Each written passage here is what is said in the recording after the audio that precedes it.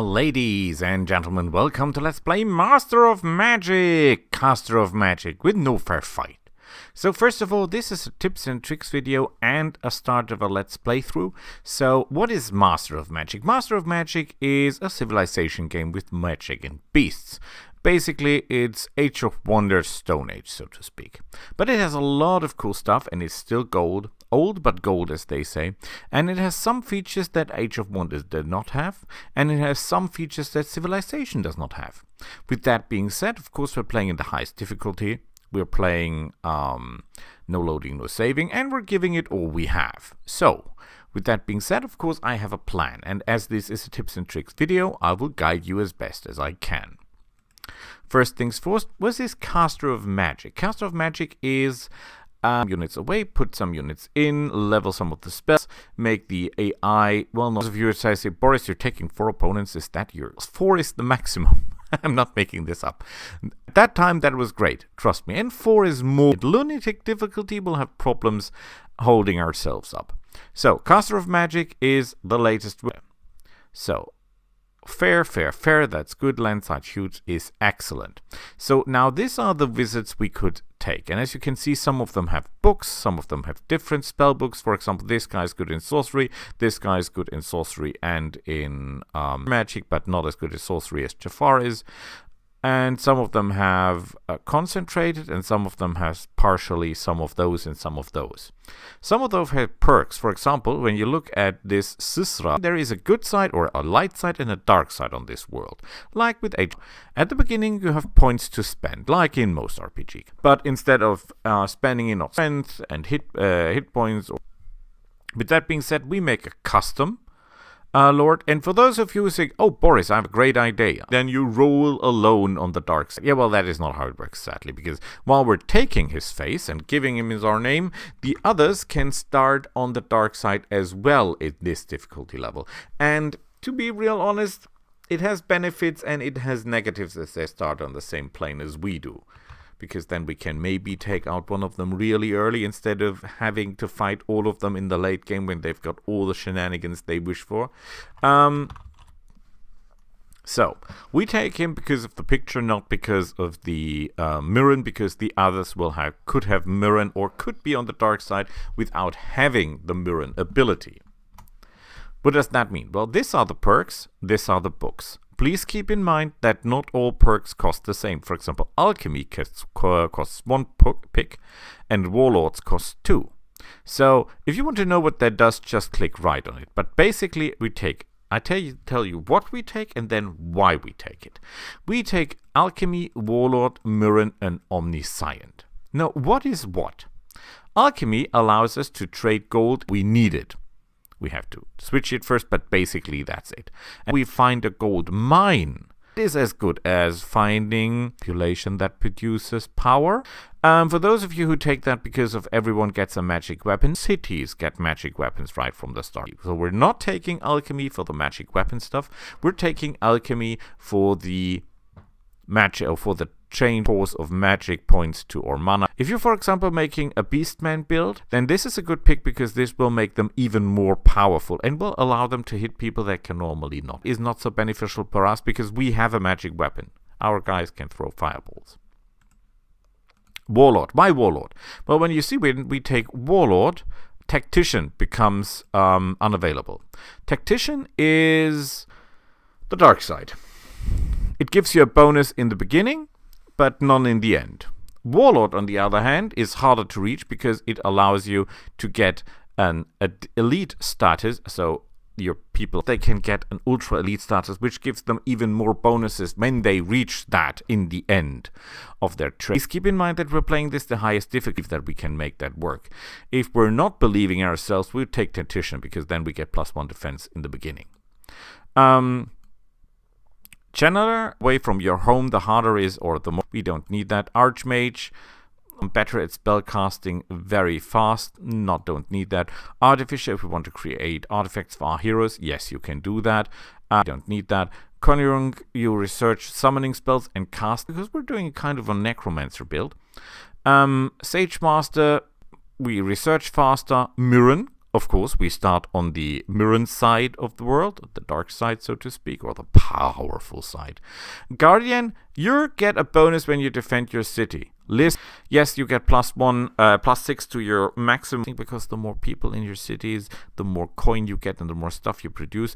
But basically, we don't need that, because it's the wrong way around. Fame is very interesting, and this gives you fame. The more heroes so starting with 10 fame sounds nice, but does not affect you in my eyes. So because we have other ways to get 10 fame when we're at turn 30. If we don't have 10 fame in turn 30, we've done it wrong in the first place. Runecaster, better at spellcasting and researching. No, we don't. Charismatic, because they will go to war with you anyway. The real big side is that you get, still, we've got coin because we get the alchemy, so we can pay that. Specialist, we get better at researching. We don't need that. Research, we need very little. I already said.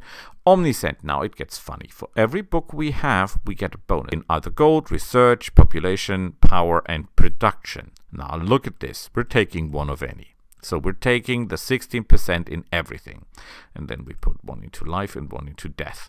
That means in life, we get nearly 20%.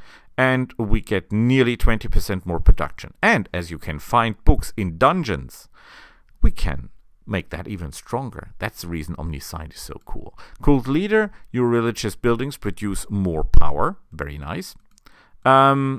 Astrologer, you get more power from your power nodes per year. Boy, that you can cast in the nodes, which you normally can't. But that much of a difference if you attack a node. Please. I mean, it's not Command and Conquer node, but these guys jobs around. That's where they're home. They're a lot of them, and they're strong defending their nodes. So, who doesn't really care if you cast spells or not? Spellweaver. Everything that is non-summoning is easier to cast. It's basically the opposite of the Conjurer, so to speak. So, we take Omniscient, Mirren, Warlord, and Alchemy. Because of Alchemy, gold to mana and mana to gold, as we needed. Warlord, better at the end. Mirren, starting on the dark side. And Omniscient, maximum use of books, because we don't only get the spells. We have to pick the spells or the books because you can only take 4 at max, so we have to take books, and so we make the most of the books. So, from the spells, we took 2 books in life and death, so we can pick 1 life spell that we automatically get, and we take Just Cause, because Just Cause gives us 10 fame, and it reduces the unrest. So basically, it is the same thing, or, well, except for the fact that we're not, as the fame thing. And it reduces unrest. Great stuff. Take it. And here we take the ghouls, because the ghouls, as funny as this sounds, the ghouls in this game are ranged fighters. They can kill people with balls of lightning. And if they do, rise again as an undead. So my goal, of course, is now clear. We take the Dark Elves, because the Dark Elves produce power per. We have the ability, thanks to the Dark Elf, we can also, through our population, production of power. Now, the best undead are the troll undead. Why? Because a normal undead does not regenerate life. So basically, if you get undead dying off, or, well, destroying themselves off, are bad because they're not regenerating like normal troops do. Trolls undead, however, still keep their regeneration ability and will always be at full health at the end of the battle and will regenerate every turn. So the basic idea is to take the Dark Elves, find a troll city, make undead trolls with the help of the ghouls, and then pay the troll upkeep, the undead troll upkeep with the Dark Elf population produce. Basically the whole idea. If anything of that was too fast for you, just watch the video again or write in the comments as you like it. I can tell you something about all of the races if you want. Basically, Barbarian, not a lot of buildings, close combat, Gnolls faster than other, 1 more movement points. Halfling have the luck special rule, a chance to do extra, which is not very reliable. High Elf can build a hell of, because not all of them can build all the buildings, just so you know. The High Elves produce, where the Dark Elves produce 1 power point per population. Hymen, very good fighters normally. Clactons are the Egyptians. Forgot. Normans I forgot. Orcs. Well, orcs, close combat. Beastmen, the best fighters in the game. Even better than the trolls. Trust me, these guys are killers. Dark Elves, 1 power population. Draconians, 0.5 power per population. Draconian archers. Woo! So you take a pack of Draconian bowmen flyers, only have 4 fire 8 times, and then they're down to close that when they fight other enemies except with bows or magic. So get around the map at the beginning very, very fast, and against certain targets, these little flying chickens die. Dwarven, well, they build, what can one say, and give good gold. Cannot miss by. Trolls.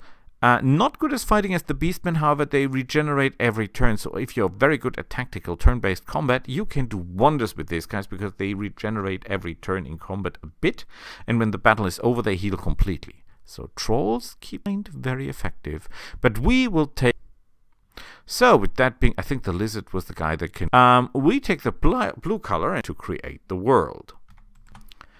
And here we are. No, we don't want that. So when we look at our city, we see that we are in the Underdark. You can see that by the color. And we have food. Well, is that deer or something? And we have 2 resources. Now you ask yourself, Boris, what is all that? Well, game, of course, are the controls. Spells are the spells that we're going to cast. Armies is the troops that we have in the item. Cities, we only have 1 city at the moment. Magic, that is our power. Our people, especially our people and some buildings that you can build, produce power, and you can say, I want mana, I want research, or I want skill. At the moment, we have a skill of 14. That means we can turn to cast spells. So if we want to cast a spell that costs 140 mana to cast, unless we put all our power into skill and rise our magic skill higher. So every time that thing goes up, for example, at the moment it's 0.4 turns. So if we can get that to 5 maybe, 2 turns, and we have 15 casting skill. Another 2 turns, and we have, you get the drift. And the more power you accumulate by population, buildings, and other stuff, nodes, for example, power nodes, the more points you will have to put in here. Alchemy is what we do. We transfer power into magic. More to that in a second. And now we have the surveyor. You can do that by the info. And the surveyor tells you what one does, what the things do, basically. Boy, I'm getting old. So when you look at this, these 2 minerals here, or materials, coal reduces the normal unit cost by 20%. Iron reduces the unit cost by 10%.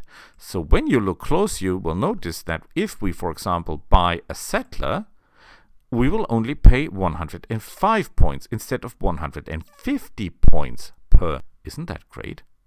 But the first thing we build is the marketplace. Why? Because that thing produces coin, and coin is mana, and mana is good. Yay! 4 turns. That is relatively fast. When you look at our food, we're producing 3 food. And food that we do not use up will be producing gold. That's the reason we get 3 golds. So for example, we can tell our workers to help us here and produce this thing faster, which one worker does not do, then we get +1 food only. So at the moment, that makes no difference. So that takes 1 turn difference. If we turn all of them, it does make no difference. So we stayed at this, because that means we get at least a little bit of coin. We're producing 50 mana. At the moment, we have no mana. So in order to cast a spell right from the start, or start casting spells, we'll take our coin and transfer it into, come on, you can do it, mana! And now comes the fun part. We can cast ghouls and already start casting ghouls right from the first turn with no problem. And as we have some reserve, we can even say that at the first turn, we don't want to produce mana, because we'll cast the first 2 turns without using mana, getting more spell points, well, 1 more match or casting point, so that we can cast our spell faster. Isn't that great? With that being said, we have these guys here, our troops. We have 2 swordsmen and 2 settlers. The first thing we do is that we send our settlers out. And we should not be fighting in the beginning. So what we should do is run around and find out what's going on around us.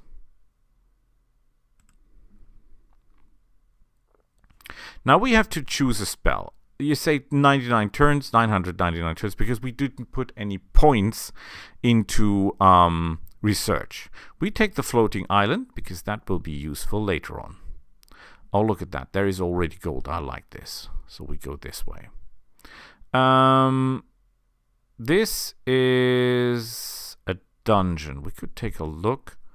Great worms. Oh boy. No, sir. We're absolutely not doing that. We still have 26 magic points, so no problem here.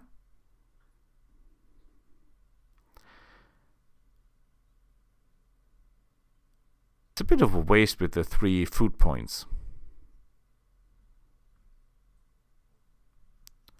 So, should not make the recordings too long because the game not necessarily runs that stable with the recording devices. So, a little tip here now. You might not know... Oh, there is a city close by. Do you see that line? That is a town. Town means that there are others. Might be NPCs, might be one of our four other casters. This is not good because they're very, very close to us. That could be deadly. However, what choice do we have? No loading, no saving. We should now transfer some of our spell power to mana. And I think we'll need all our mana. 15. Good. So we'll keep spell casting. Merlin casts a spell just cause. How he did that is totally unknown to me. Oh, there is the enemy. It's Draconians. They've got swordsmen, bowmen, and bowmen. Oh boy. That's a lot of bowmen. Oh, that is not bad. This is not necessarily bad. I've got an idea of biblical proportions. We should keep our cities very, very close together. Now you might wonder why. Because we want our cities to help each other out in the times of need. If you build... Let's see how well the cities are. We want our cities big. So... Can you go a little bit north? How is it with you? This is 6, this is 5, this is 10. This is 10 as well. If we build here, we get a more production bonus, yes, but we actually want the gold bonus. Get on the line and find out where the enemy is.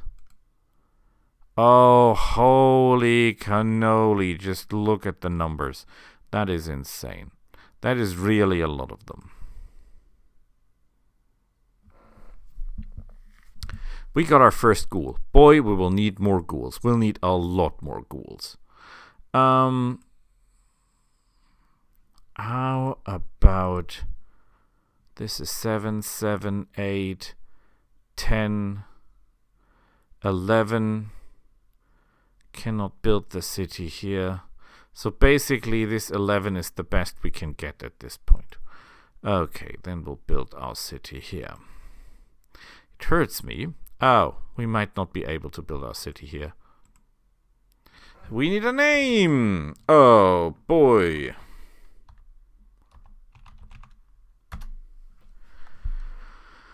What do we have here? Few Phantom Warriors. I think we can deal with that. Okay, we need some experience. We need some gold. Why are you not... Why are you building a library? That makes no sense. Oh boy. I think we've activated the Grand Vizier. Which would be stupid, because that means they build units all of the time. Okay. Okay, they're producing the library. 6 research points. Well, doesn't hurt. It's not what I wanted. The rest isn't helping us that much. What we need more than anything else is settlers now. Produce settlers, because that is where the power comes. Are we building? Yeah, we're building our ghouls. Okay. So could be worse.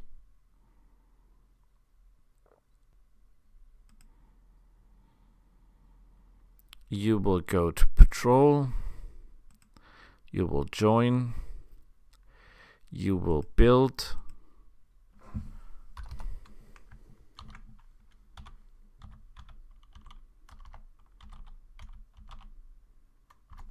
So, we get a trooper every time we build a city, because normally this trooper should stay back and protect the city.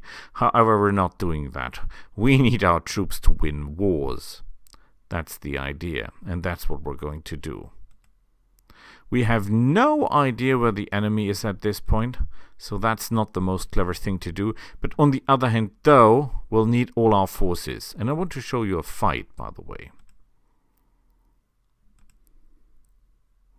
So, you will go on patrol as well. We have a settler. There is gold. I want you to go. What are you doing? No, you should go down here. I already hate you. Yeah, build more settlers. Because the more settlers we have, the better.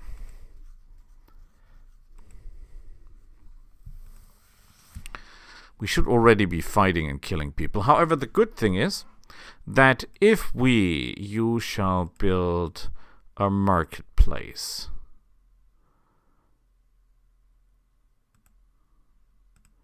More ghouls, excellent. I want even more ghouls, because ghouls are the answer to our problem. We're producing a lot of food, we should do something.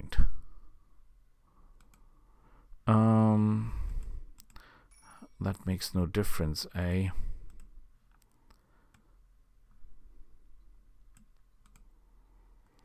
Oh, you're not yet big enough. And this would make no difference, right? No. Great. Well, it's gold. It's not what I wanted, but that's how it goes. We're casting our ghoul, that's fine. We're getting some coin together, which is pretty good. And if the enemy, which they theoretically can, will produce additional troops, it's not good, but it's not the end of the world. So we're producing even more. That's nice. Okay. Everyone get ready. And for a first fight. Is that wise? I have no idea. Oh, they cannot, because they just... Done. Now, do we want to build it here, here, or here? Remember, this is civilization-like, so we have 2 tiles up, 2 tiles right, 2 tiles left, 2 tiles down. I'm still hoping that our enemy will produce some troops that we can kill on the open field, because these cities will produce troops, and then we can use that.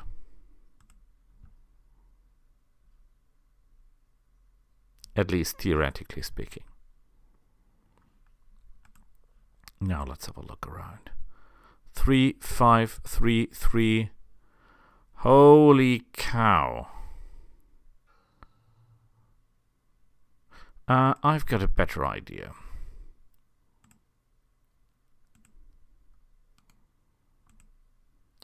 Few Phantom Warriors. Let's see how many they are. They cannot, of course, be not turned into undead, because they're already not alive. Do not underestimate these little guys. They're pretty powerful if you've got normal troops. 150 gold, that's fine with me. You go up here. So, let's have a look. 6, 6, 7, 7. We need a place where we have a lot of population. That is the general idea. However, that seems to be... Oh, wait. Well, this is 13, but it does not help us because it's too far away from the gold. So counting from the gold, as crazy as it sounds, too close to another city?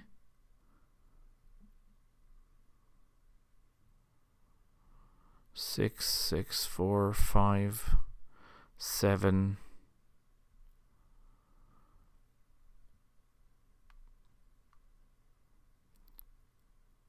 Well, it stinks, but that is the best place here.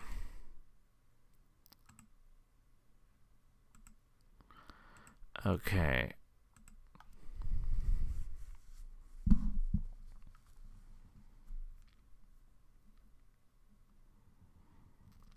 Theoretically, there might be if we could here and then 2 there and 1 down, that would still work theoretically, but I don't think so. So let's stop it here and see each other next time. Hope you like it. If you've got any questions, just ask. See you then. Bye.